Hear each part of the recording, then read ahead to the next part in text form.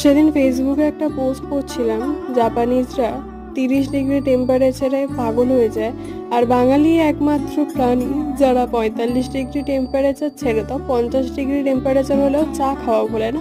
আমি হচ্ছে তার বড় উদাহরণ। সকাল বিকেল চা না খেলে বরঞ্চ আমার শরীরটা বেশি খারাপ হয়।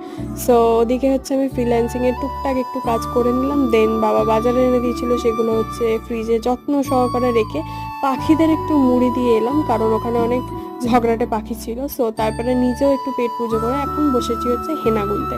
আজকের হেনাটা আমার বাবা করবে, কিন্তু দুঃখের বিষয় আমার বাবা হেনাটা করেনি, সেটা আমি ফ্রিজে স্টোর করে রেখেছি। অ্যান্ড এদিকে হচ্ছে রান্না করছি হচ্ছে মাংস, লাঞ্চ নিয়ে বসেই পড়েছি, সঙ্গে আবার আচারও ছিল। সন্ধ্যাবেলা হচ্ছে এখন একটু আমটাম খেলাম, খেয়ে দিয়ে ছাদে উঠে দেখি বাইরে কোনো মানে রাস্তা লাইটই দেয়নি, মানে আমার ভুলে গেছে। আমার বেশ ভালোই লেগেছে, আমি অন্য বাসায় বসে আছি ছাদে। তো এখানে তো চলো বাই।